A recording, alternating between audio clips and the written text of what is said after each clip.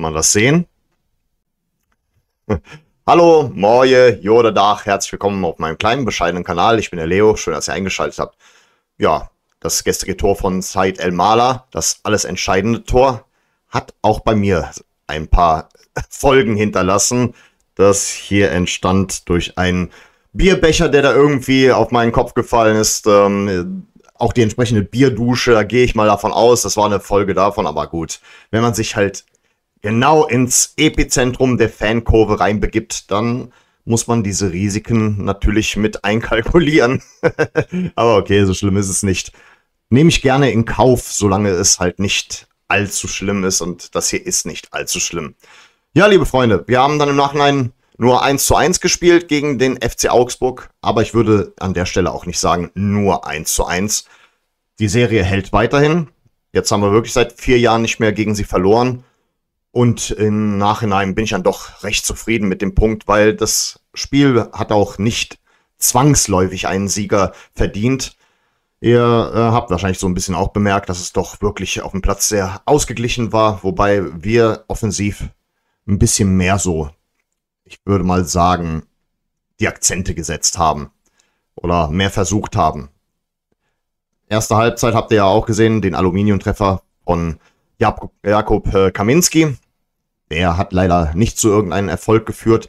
Was mich auch sehr überrascht hat im Nachhinein, dass wir auch ohne einen nominellen Stürmer gestartet sind. Bülter, Ache wie auch El-Mala sind dann erstmal auf der Bank verblieben in der ersten Halbzeit. Und von daher hatte Kwasniok da etwas anderes an der Stelle versucht, was dann leider in der ersten Halbzeit nicht zu Erfolg geführt hat. Insgesamt gesehen muss ich sagen, ich weiß zwar nicht, wie ihr das gestern so empfunden habt, aber ich fand diesmal die Stimmung richtig gut. Also natürlich, bei mir war das so, diesmal war ich in S4, da hat es mich dieses Mal hin verschlagen und ich fand die Stimmung so richtig geil, also so richtig laut. Nur, falls ihr da auch im Stadion wart, hinterlasst mal gerne einen Kommentar, weil falls einer von euch eher mehr in den äußeren Bereichen, in der West oder in der Ost gewesen ist, wie dort die Stimmung wahrgenommen wurde, oder vielleicht in S1 unter anderem. S1 ist da der Block, in dem es mich meistens verschlägt. Da fand ich ja die Mitmachquote in letzter Zeit immer sehr bescheiden. Aber diesmal in S4, das absolute Epizentrum der Südkurve, das war wirklich richtig gut, richtig laut. Also ich habe nichts von den Augsburgern vernommen. Ich war da auch noch mit ein paar Leuten unterwegs, wo einer unter anderem auch im Osten war, direkt nah an der Gästetribüne, und der meinte, er hat auch nicht besonders viel von denen vernommen. Aber gut, das war auf jeden Fall schon mal das wirklich Geile für mich, mal abgesehen von dem Beulchen hier, das ich davon getragen habe. Ja, dann kurz mal die 2 Highlights der zweiten Halbzeit. Leider in der 53. Minute Foul-Elfmeter gegen uns. Dominik Heinz hat Kude ein Beinchen gestellt. Wie sehr man das hätte pfeifen sollen, möchte ich an der Stelle auch nicht ausdiskutieren, weil das, was ich gesehen habe, da sage ich ganz klar, das sollte man wahrscheinlich pfeifen. Ist dann natürlich ein bisschen blöd für uns, dass wir ständig irgendwie Elfmeter gepfiffen bekommen, also regelmäßig. Das fällt so ein bisschen auf, da muss man wirklich das Abwehrverhalten ein bisschen in Frage stellen. Aber im Nachhinein, ein paar Minuten später, in der 59. Spielminute, wurde Dominik Heinz dann auch schon ausgewechselt und es kamen rein Said El-Mala und Marius Bülter. Es wäre jetzt das erste Mal vielleicht gewesen, dass ich Bülter hätte live vor Ort treffen sehen können. Das war dann gestern doch nicht der Fall. Aber einfach mal ohne große Umschweife direkt mal zu dem absoluten Highlight des Spiels, 66. Spielminute. El-Mala zieht rein von der linken Seite, bahnt sich den Weg frei in den Strafraum der Puppenkiste. Und ich muss sagen, ein absolutes Traumtor. Solche Tore habe ich absolut vermisst in den letzten Jahren. Das war immer wieder so ein Ping-Pong-Ding, was wir in den letzten Jahren meistens so im Strafraum versucht haben zu erzeugen. So, ach komm, gucken wir mal, vielleicht geht der Ball rein, verlassen wir uns mal ein bisschen auf die Fehler der Abwehrspieler. Dies hier war mit ganz klarem Selbstbewusstsein einfach richtig schön selbstbewusst rein verwandelt. Und ich muss halt sagen, ich bemühe mich, den Hype-Train zu verlassen. und den Jungen ein bisschen in Ruhe zu lassen. Aber das gelingt mir nicht, wenn du die letzten Jahre im Offensivbereich so viele Graupen hattest. Und da hast du diesen Jungen. Da musst du halt im Nachhinein sagen, wisst ihr was, jetzt aktuell hat Barcelona Lamine Yamal. Die letzten 5 Jahre hatten die Pillen Judas Iskariot mit der Nummer 10, der jetzt bei Liverpool floppt.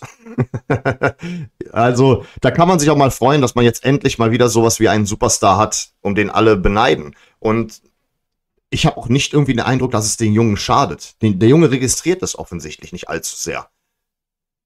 Der zieht einfach sein Ding durch. Und vor allen Dingen, was ich so geil finde bei Said Elmala, der gibt sich nicht mit einer Niederlage zufrieden, wahrscheinlich auch nicht mit einem Unentschieden. Der möchte alles dazu beitragen, dass wir nicht als Verlierer vom Platz gehen. Und das hast du gestern auch schon wieder gemerkt. Kaum wird er eingewechselt, schon wieder ein Tor. Es ist das 2. Mal hintereinander. Wie soll ich ihn dann nicht loben? Wie soll ich ja nicht sagen, der Typ ist einfach nur geil?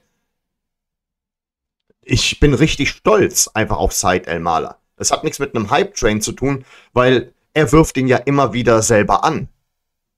Ja, im Nachhinein haben wir dann wirklich am Ende nur unentschieden gespielt.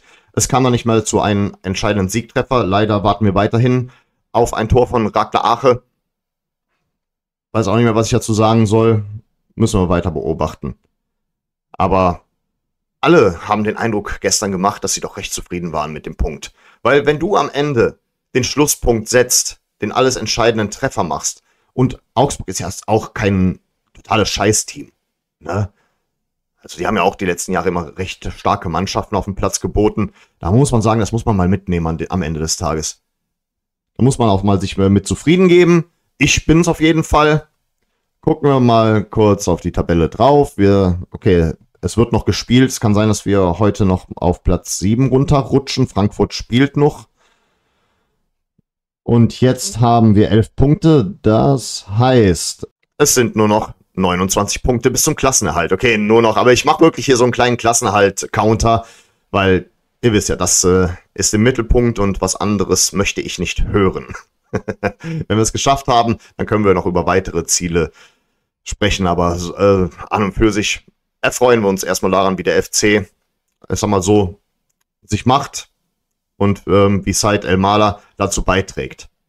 Da kann man wirklich mal genießen und sagen, läuft gut. Wobei ich muss leider sagen, wäre schon natürlich besser gewesen, wenn wir gestern gewonnen hätten, weil es folgen 2 unglaublich schwere Spiele. Erstmal in der Bundesliga bei Borussia Dortmund, bei unseren Freunden. Ja, ich akzeptiere diese Fanfreundschaften, werde es auch im nächsten Video nochmal kundtun.